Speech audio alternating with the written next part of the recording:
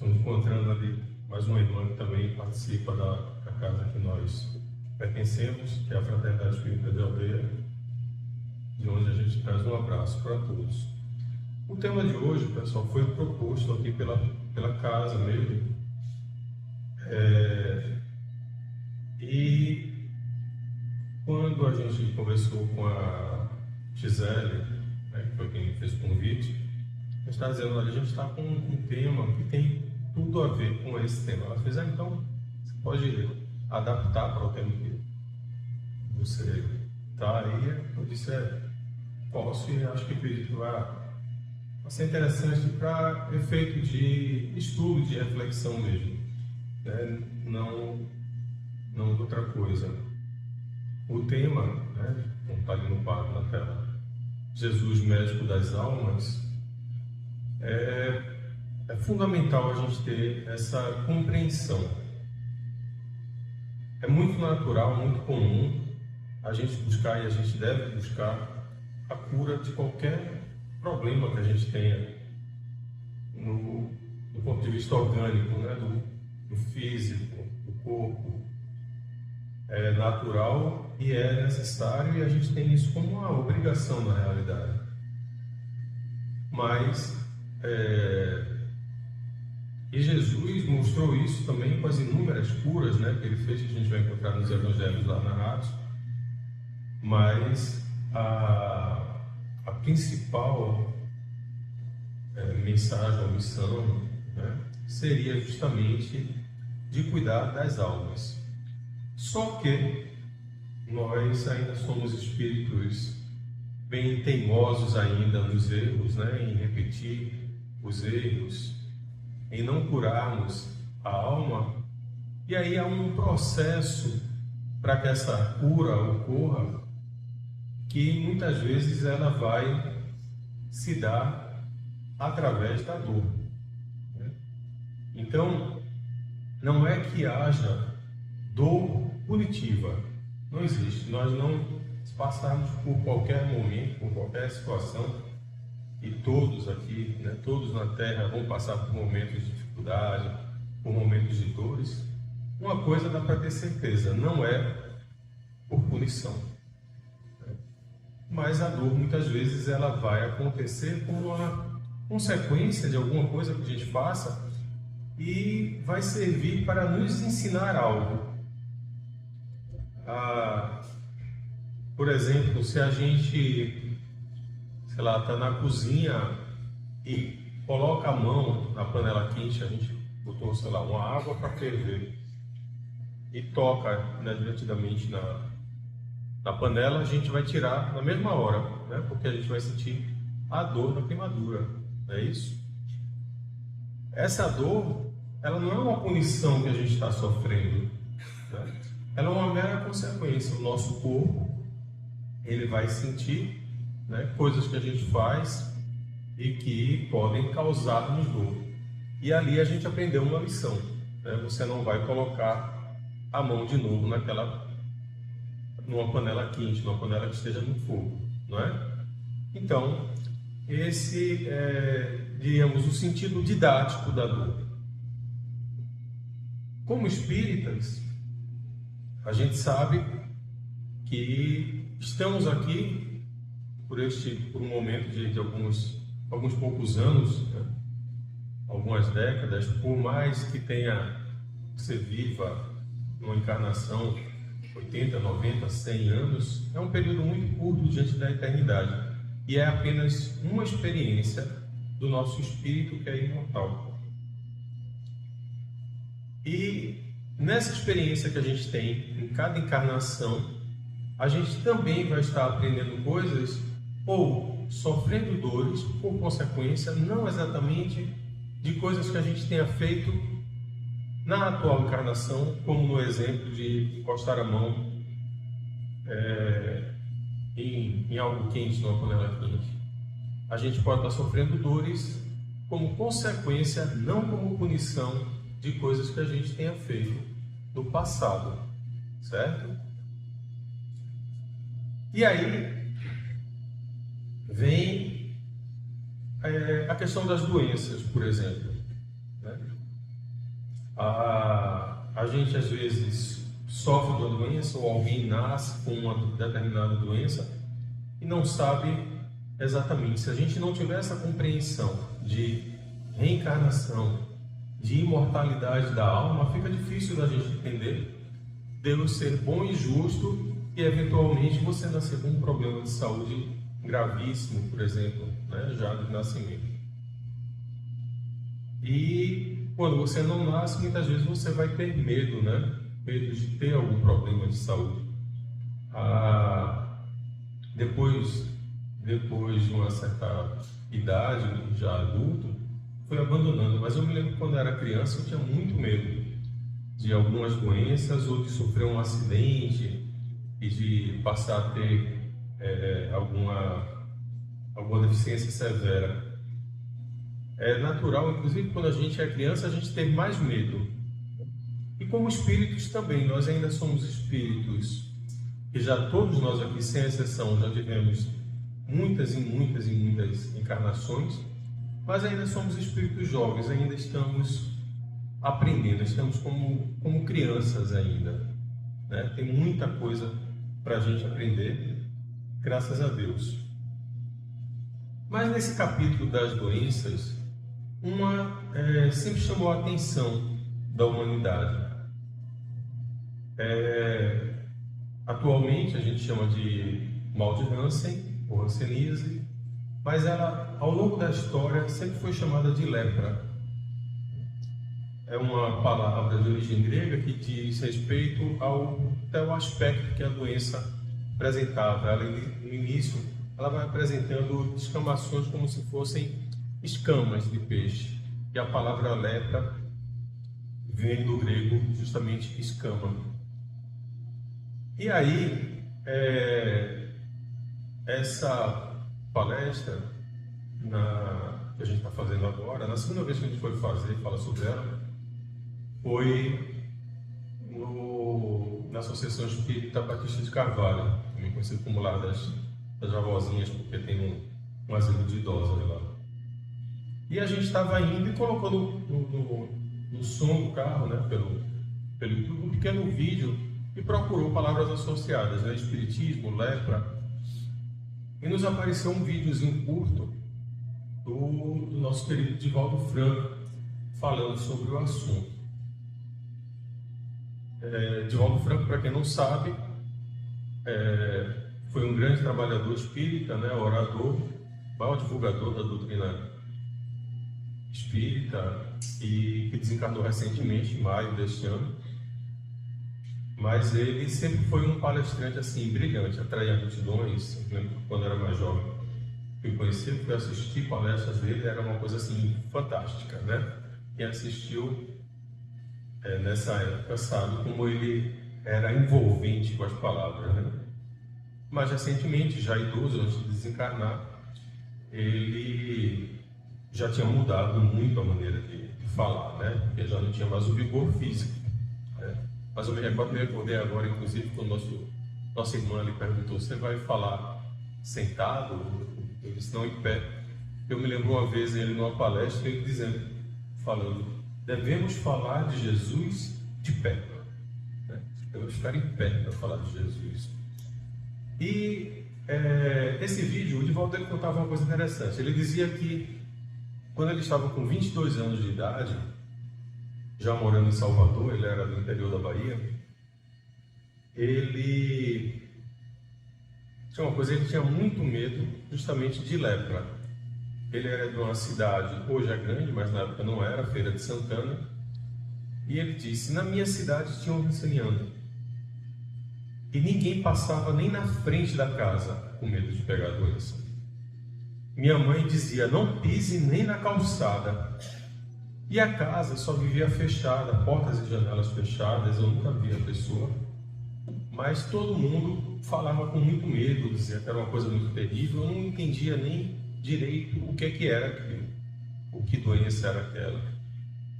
Mas as pessoas no interior, na sua ignorância da época também, né? A gente está falando aí de anos 1930, da década de 1930, e ele dizia, às vezes no seu misticismo, as pessoas diziam, por exemplo, você não devia nunca falar a palavra, mas se por acaso você dissesse a palavra lepra, devia bater na boca 3 vezes e dizer Ave Maria, Ave Maria, Ave Maria, para não pegar. E ele disse, isso foi me contaminando, né? Perdão do trocadilho, essa ideia, né? Esse medo, esse preconceito enorme contra a doença. Então, eu vivia apavorado com isso. Bom, depois mudou-se para a capital da Bahia, para Salvador, e ele disse que no final de tarde ele estava no quintal da casa orando, olhando para o céu, vendo o sol já se despedindo, ali os seus raios coroando as nuvens, e disse que de repente, durante a oração, ele vê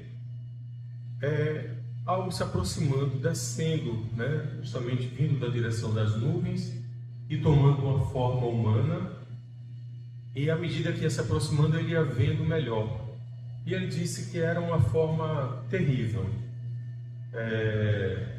assustadora.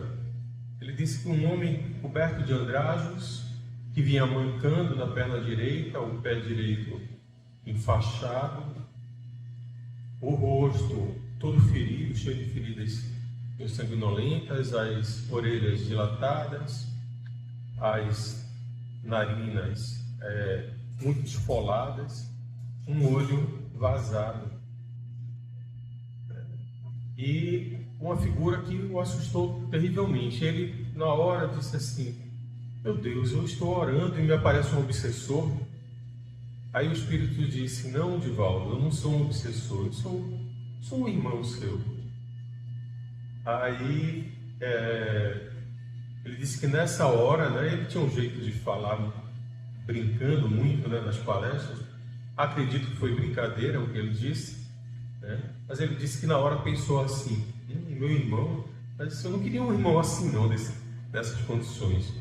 Mas disse, mas só pensei, da boca para fora eu sorri. E o Espírito sorriu também.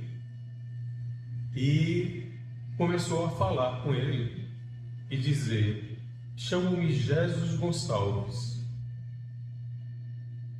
Tive lepra na minha última encarnação, doença que me levou a desencarnar. Mas hoje eu estou trazendo aqui para a nossa casa, para o nosso centro espírita, uma amiga minha chamada Zaira Pitt, que veio de São Paulo, e eu a influenciei para que ela viesse à casa. E eu gostaria que você narrasse esse encontro comigo para que ela me procurasse, porque eu gostaria que você fizesse um trabalho junto aos leprosos. E Zaira é uma pessoa que me conheceu na última encarnação, me visitava muito, e ela faz um trabalho muito bonito junto aos leprosos. Eu vivia no leprosário de Iguari, no interior de São Paulo, e ela sempre ia visitar e sempre ajudava lá no hospital. Aí Divaldo disse que olhou para ele e falou assim, meu irmão, pode me pedir qualquer coisa, menos isso.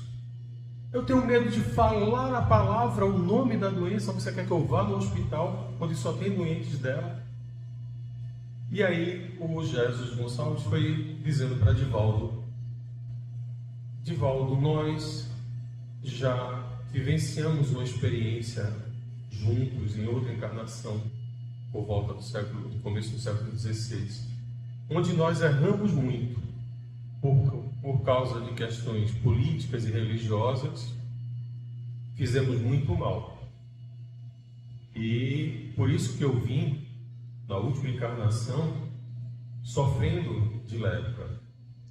Você não precisa ter medo, lepra é uma doença da alma.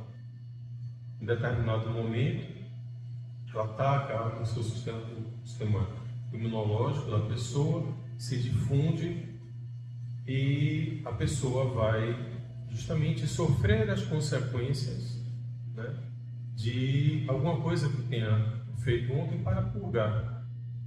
E Divaldo disse que à medida que ele ia falando, foi lhe nascendo uma ternura em relação àquele espírito, e num determinado momento, todas aquelas feridas que ele viu que eram repugnantes começaram aos poucos a brilhar, e o espírito foi se transfigurando na frente de Divaldo. Iam saindo luzes de cada ferimento daquele. Ele disse que os olhos, uma luz brilhante, mas que não o encandeava, e o espírito disse, né, a lepra, ela fez isso comigo, né? Ela machucou, feriu o meu corpo para que meu perispírito agora se recuperasse plenamente. Aí Divaldo fez, mas mesmo assim, meu irmão, eu tenho muito medo. Aí ele disse, não, mas você não precisa ter medo, mas você veio com compromissos que você precisa assumir. Então você precisa escolher se você quer ir lá ou você quer ir para lá.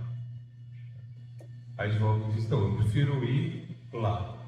Ele fez exatamente. Então você vai conhecer essa nossa amiga Zaira, que vai lhe orientar como fazer. E ele disse que nessa noite, após a palestra, ele contou, né, da tribuna que tinha conhecido esse espírito, né? Na realidade, não é nem conhecido, é reencontrado, né? E que o espírito tinha dito isso e tinha falado esse nome. Depois da prece, uma pessoa foi procurá-lo, uma senhora muito elegante, foi procurá-lo e se apresentou como Zaira Pitt. Começou a falar o trabalho que fazia.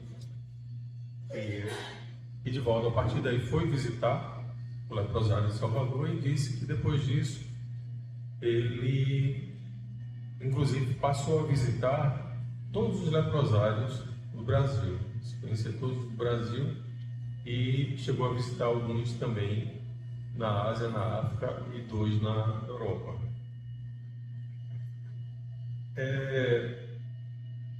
Essa questão da lepra, né, como a gente disse, surge, né, por exemplo, na Bíblia, ela é referida mais de 50 vezes, a palavra lepra. Só que tem um detalhe que é importante a gente compreender. Essa palavra lepra, como a gente falou, vem do grego, né? Mas o Velho Testamento, originalmente, ele não era escrito em grego, né, em hebraico. Em hebraico, a palavra era tsará. E essa palavra tsará, ela não se referia específica ou exclusivamente à lepra. Ela se referia a qualquer afecção, qualquer doença de pele.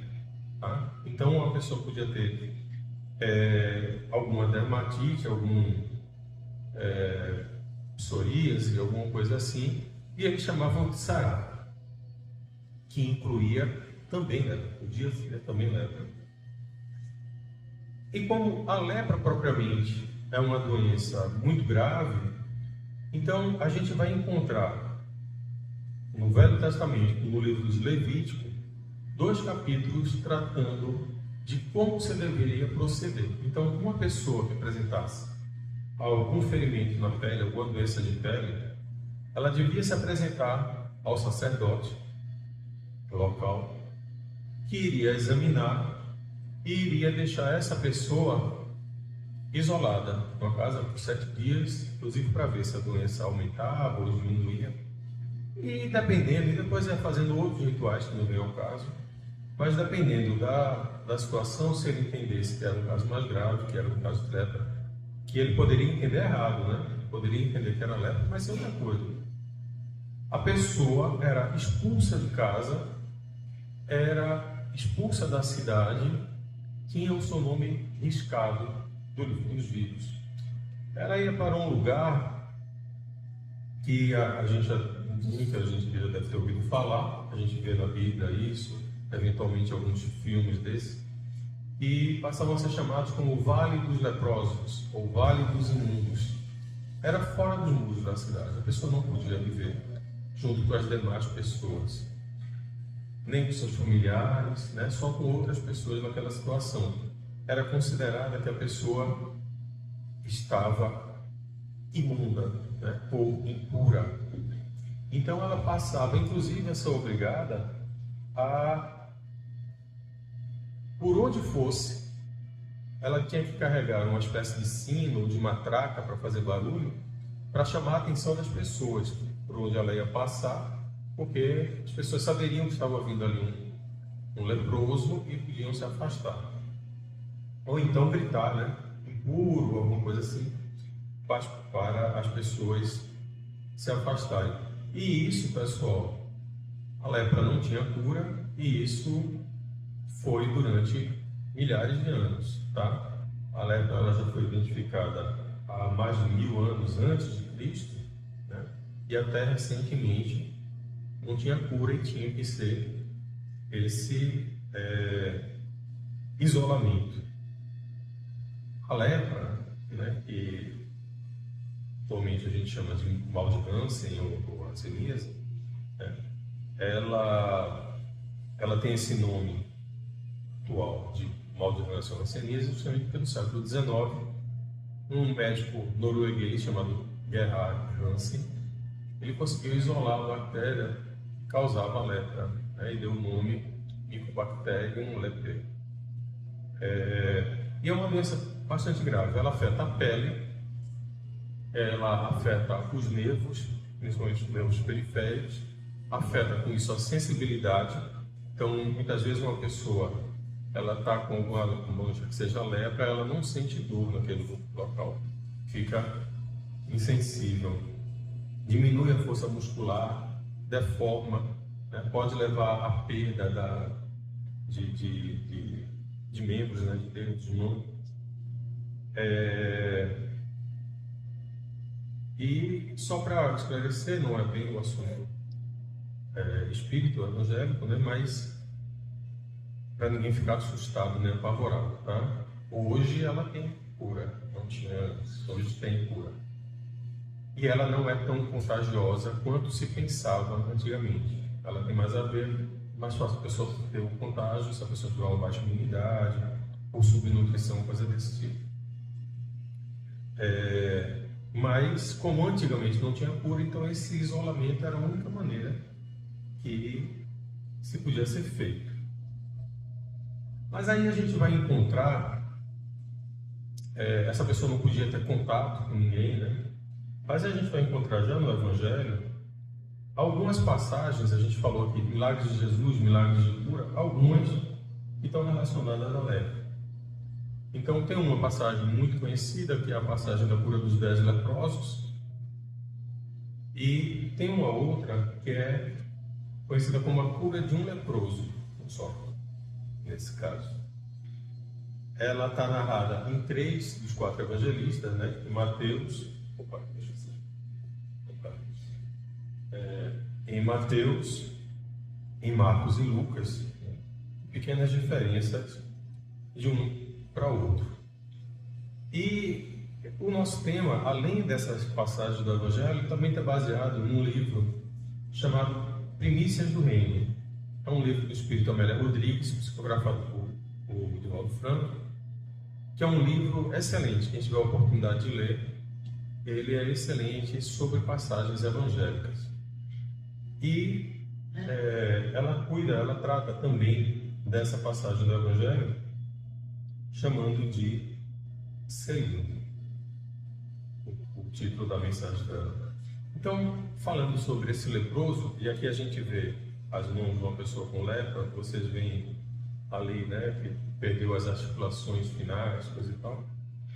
Então, na passagem dos evangelistas, eles dizem o seguinte, que Jesus tinha feito o sermão da montanha, tinha descido a montanha, e um homem leproso o viu de longe, né? E apesar dessa obrigação de ficar distante, mas ele, no seu íntimo, ele sentiu que Jesus podia curá-lo. Então ele corre para Jesus e ele vai e diz para ele isso: Senhor, se tu quiseres, bem podes limpar-me. Eu creio que és aquele que todos esperamos. Dize, quero. E aí Jesus vendo, né, a situação daquele homem, se comoveu e tocou, dizendo: quero ser limpo, né? E logo ficou curado de sua lepra. Isso está no Evangelho. Amélia Rodrigues diz que o homem na hora sentiu um estremecimento, uma energia como se fosse um choque, e foi sentindo o corpo ficar limpo. A gente chama atenção aqui para essa expressão que ele usou: se quiseres, podes limpar-me. E Jesus dizer: ser limpo. E a gente pensa nessa questão da cura como um primeiro passo, na realidade, né? Ninguém vai curar, por exemplo.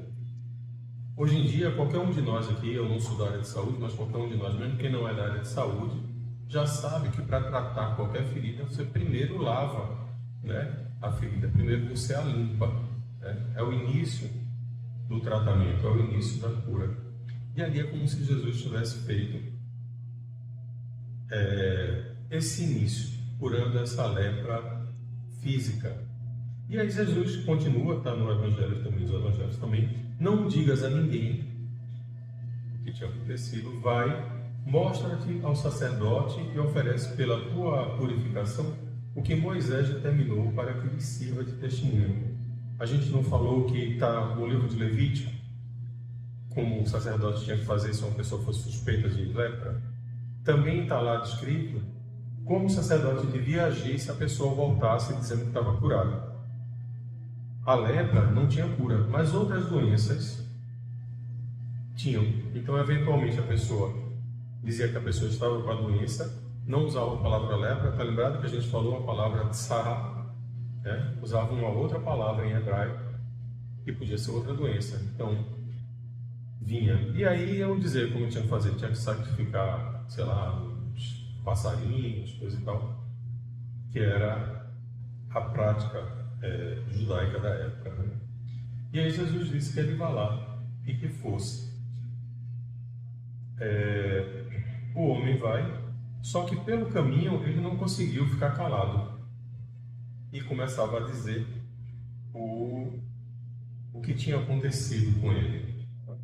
Então, isso daí é a passagem que está no Evangelho, e a gente fala aqui esse capítulo 13 do livro Primícias do Reino, em que a Amélia Rodrigues vai destrinchar um pouco mais para a gente. E ela vai dizendo a conversa que chegou, que teve entre Jesus e os discípulos depois daquele caso. E aí ela diz que Simão Pedro chegou a indagar para Jesus: mas seria necessário que o leproso pagasse o tributo, né? Já que foi o Senhor que fez a cura? E aí Jesus foi lembrar a Simão que a lei, né, que estava posta, a lei de Moisés, se devia os respeitos. E que aquele homem, ele estava legalmente morto. Quando o sacerdote dizia que ele tinha lepra, eles riscavam o nome da pessoa do livro dos vivos. E que ele tinha recebido aquilo como uma bênção e devia mostrar para o sacerdote, para respeitar a tradição. A Amélia Rodrigues continua dizendo que André, o discípulo, chega a perguntar: mas será justa a recomendação de silêncio, né? Não se faz necessário que todos identifiquem os sinais da mensagem de vida, né, para que disponham a vir para o reino de Deus?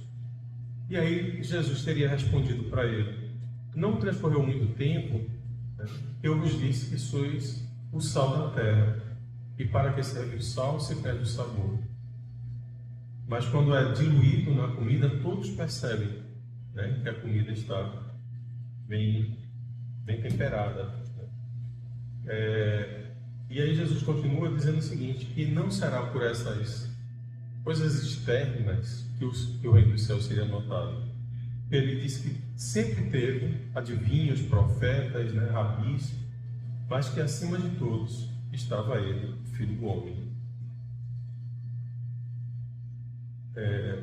E que naquele momento ainda nem todos podiam compreender. Ele dizia que até mesmo aquele homem que tinha sido curado, ele estava naquele momento se apalpando, pegando nas suas carnes, vendo como não tinha mais feridas e dizendo para os outros né, de quem eu tinha curado sem saber quem era, sem, mesmo não conhecendo, certo? Mas que a cura mais importante ele não experimentou, que era justamente a cura da alma. Aí Simão faz uma outra pergunta, diz Amélia Rodrigues, mas se a cura, ele não experimentou não posso beneficiar dessa cura para curar a própria alma, de que adiantou? Por que fazer isso? E nesse momento Jesus teria dito, olha, a nós compete fazermos o bem, distribuirmos as bênçãos, mas cada um vai receber esse bem de acordo com o coração que tem. Essas sementes do bem, né? Mas elas vão ser plantadas, dando mais uma lição para os discípulos. E lições que a gente gosta de salientar, que são lições para todos nós, né? A cura foi ali daquele leproso especificamente, ou de um cego, ou aquela lição foi dada naquela época. Mas a gente deve perceber que essas lições, elas são imortais, elas são para cada um de nós hoje, elas nos servem, né? A mensagem de Jesus é uma mensagem de transformação para cada um de nós.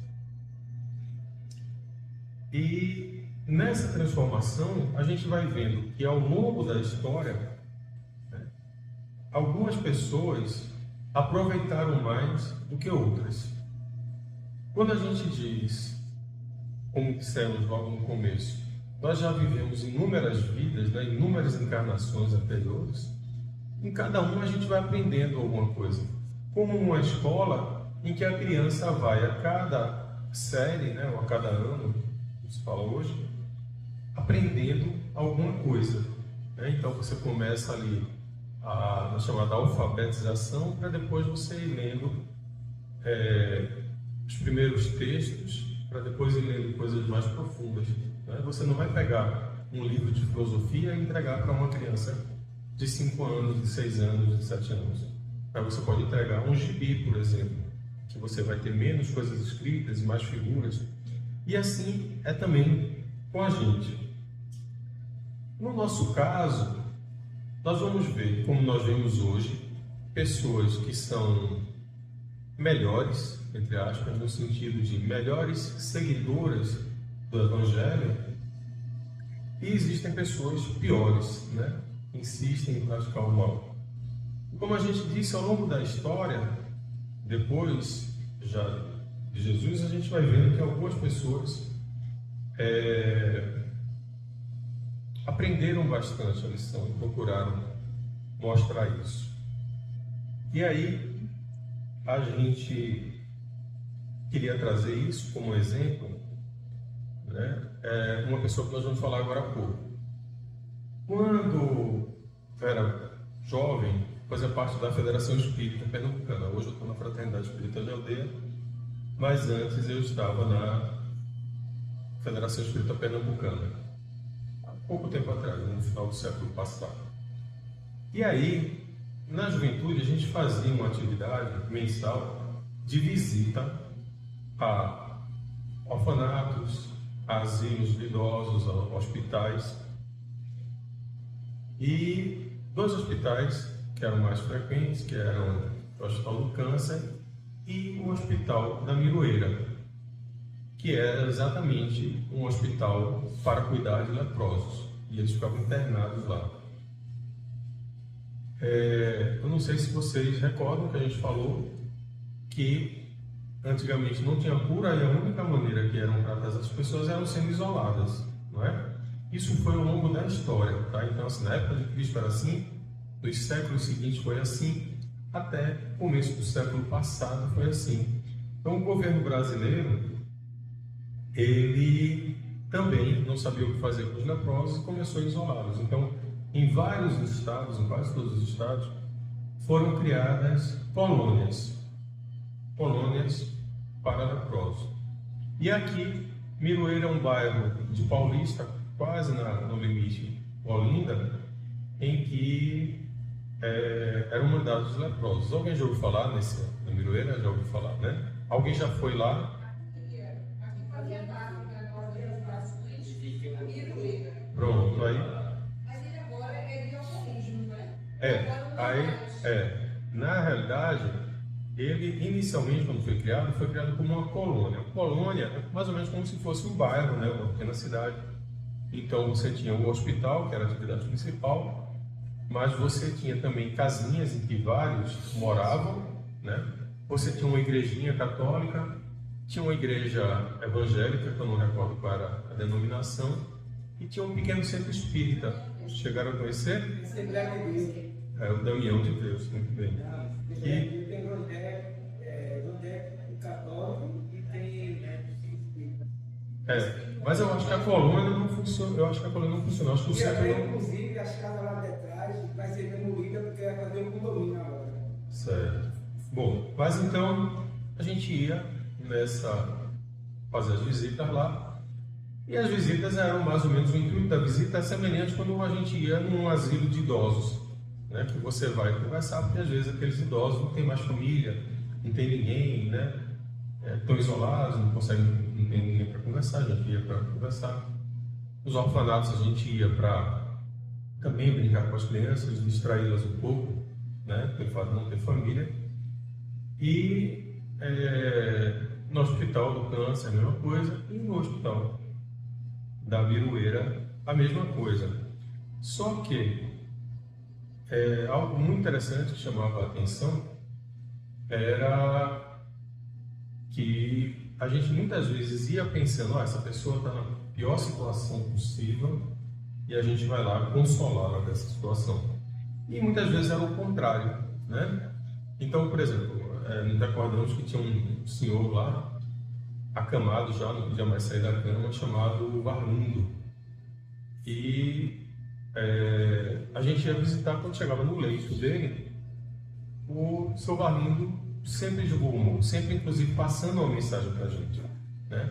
Então eu recordo que uma vez a gente teve lá numa visita, e um grupo de jovens, né, chegando próximo, e ele dizendo, não, você se afasta, vai para mais para o pé da cama, deixa as meninas, né, que são mais bonitas, ficarem perto de mim, né? Ou então, ele já naquela situação de já ter perdido as falanges da mão, e ele falava pra gente assim, sabe como é que eu perdi os dedos? Foi tocando pandeiro, que eu gostava muito, né? Então, era sempre assim, ele não deixava com que nós saíssemos tristes da presença dele. Ao contrário, sempre nos dava uma... Até o Oscar também, né? Cadeirão, né? Oscar era o presidente do centro, né? E ficou cego possivelmente por conta da lepra também. Apesar de ser cego fisicamente, ele era médium vidente, né? E eventualmente a gente via coisas que ele não via no plano físico e ele via que a gente não via no plano espiritual. E o centro tinha esse nome, Damião de Velster. E a gente achava tem esse nome, mas nunca perguntamos. Até que há algum tempo atrás, não muito tempo, poucos anos, a gente descobriu quem era Damião de Velster. Na realidade, não era, embora fosse lá com W, mas o nome era Velster. A gente descobriu quem era Damião de Velster e era sobre isso que a gente queria falar rapidamente, como um exemplo para a gente, né, de pessoa que abraçou a proposta evangélica do Cristo. Na meados do século XIX,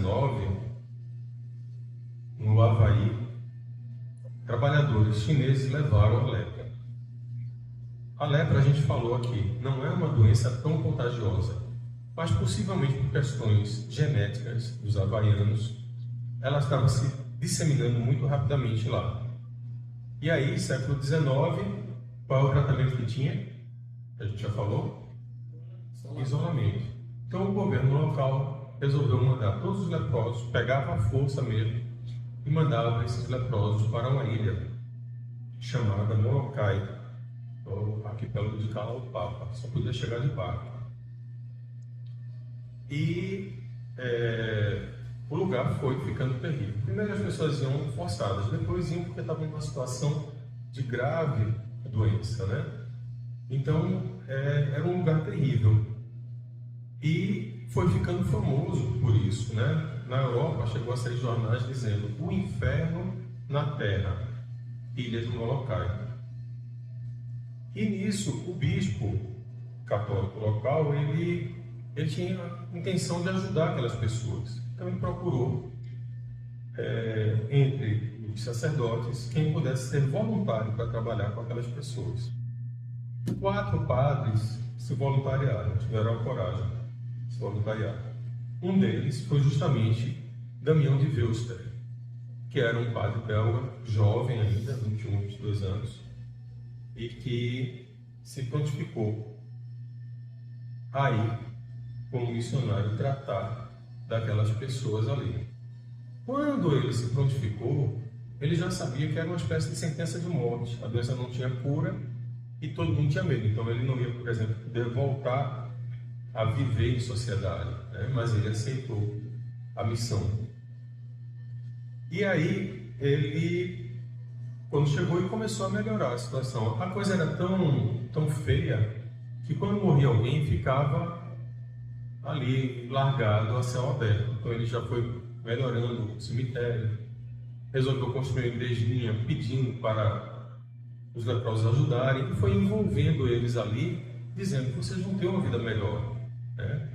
E ele começou a escrever cartas e pedindo ajuda e conseguiu comover pessoas, inclusive na Europa, que foram recebendo ajuda, e ele efetivamente melhorou a vida das pessoas.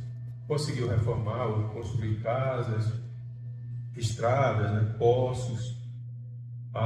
Um médico europeu que adquiriu a doença, tinha ouvido falar nele, resolveu ir para lá ajudar a tratar dos outros.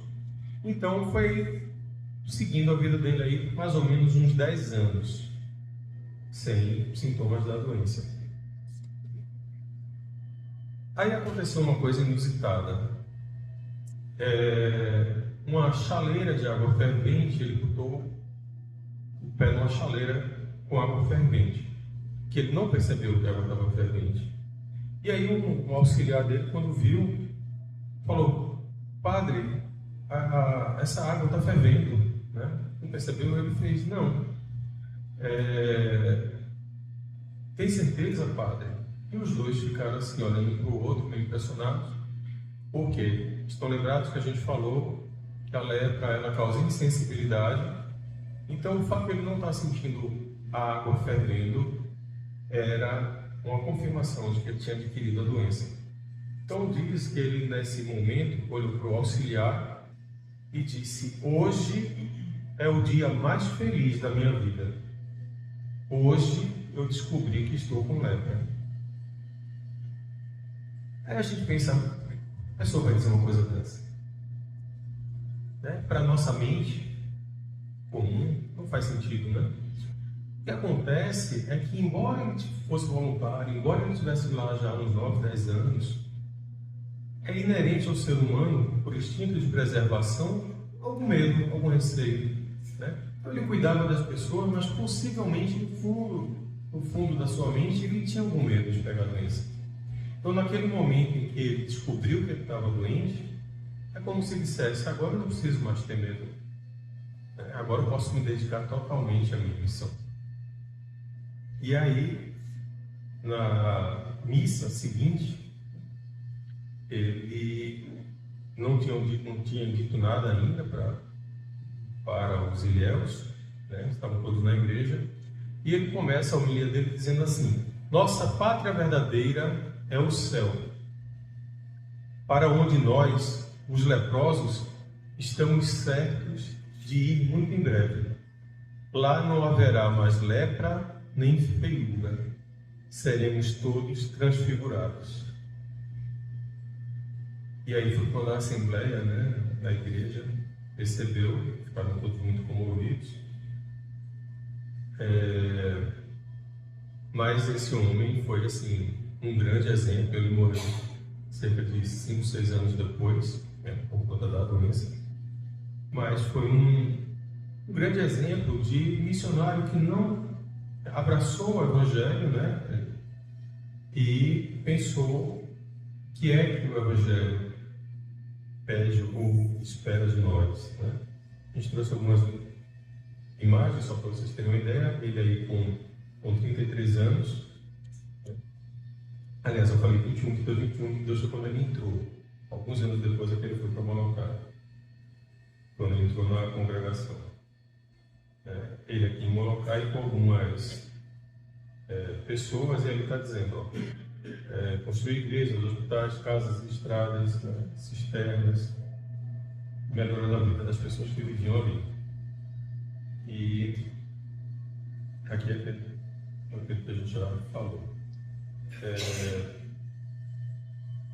No final, essa foto aí, ele com 64 doentes, e a frase de um doente falando para um dos biógrafos dele: ele cumulou-nos de cuidados e carinho, constrói as nossas casas, e quando um de nós cai doente, dá-nos chá, biscoitos e açúcar. Isso um ano antes dele ter desencarnado.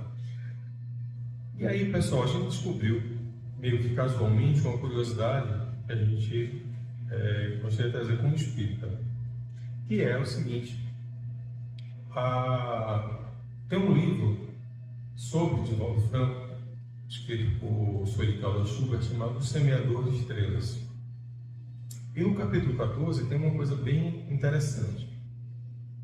Divaldo contando, quando ele esteve no Canadá, em 86, ele foi fazer 2 seminários. Tinha feito o primeiro seminário, que chamou muita atenção. No segundo seminário, isso foi num centro de pesquisas sobre imortalidade, sobre possibilidade da continuação da vida, num centro chamado Marilyn Ross, um centro de pesquisa. E ele disse que foi fazer a palestra sobre a visão da bioenergia, do passe, do ponto de vista espírita, e o local estava tomado de gente, lotado o salão, lotado o corredor, lotado as escadarias. E ele começa a falar sobre o passe, como é que funcionava, e resolve fazer uma demonstração. Então pede um voluntário. E um senhor que estava lá assistindo se levanta, vai para a frente dele, e ele começa o procedimento de passe, como nós fazemos os passes nos centros. E diz que durante o passe, a Joana de Ângeles, que era a mentora espiritual dele, aparece e diz que ele estava aplicando o passe numa pessoa, numa personalidade que vinha de um trabalho muito expressivo no passado, trabalhando com dignidade e elevação. E dissesse a ele que ele havia sido um sacerdote belga que tinha vivido no Havaí, na existência anterior. E aí ele pega e fala isso para o homem, Então o homem chama a presidente desse centro, que era uma médica psiquiatra, a doutora Mary, e os dois dizem para Divaldo: é a segunda vez que alguém me diz isso. Ele estava ali diante dele da reencarnação do padre Damião de Weuster. Hoje em dia, a gente tem acesso à internet, o Google, Aí eu fui pesquisar, porque ele diz o nome do homem. Era um professor universitário chamado Dimitri Trifialdes. E ele está encarnado ainda, está com um pouco mais de 80 anos, mas ele está encarnado ainda.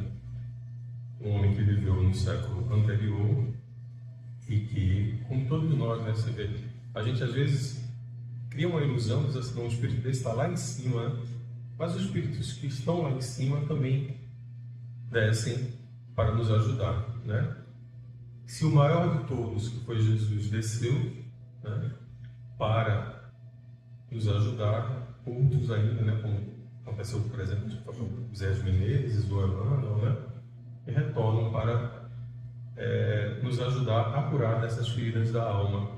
Então, esses exemplos são para nos chamar a atenção que aquelas curas que Jesus fazia dos corpos, que eventualmente, por exemplo, em algumas casas espíritas também se trabalha, ela é uma cura superficial inicial. É como um trabalho de limpeza, né, de um ferimento, para que ele não infeccione, ele não piore. Mas o trabalho ele deve ser mais profundo. Durante o exórdio, nosso irmão estava falando, né, da importância desse trabalho e que essa mensagem de Jesus é justamente do trabalho em benefício, em prol do outro, né? A mensagem se resume a isso, né? E aí a gente vai se libertando dessas doenças da alma, né? Do egoísmo, da vaidade, né? Da maldade, da raiva, da inveja, né? Então, a gente finaliza dizendo isso, né? Trazendo isso como exemplo que a gente possa aproveitar nas nossas vidas, né? Para as nossas famílias, para os nossos amigos, esses ensinamentos trazidos pelo Mestre e esses exemplos de pessoas que o seguiram mais de perto, certo? Então, paz para todos, Deus nos abençoe a todos.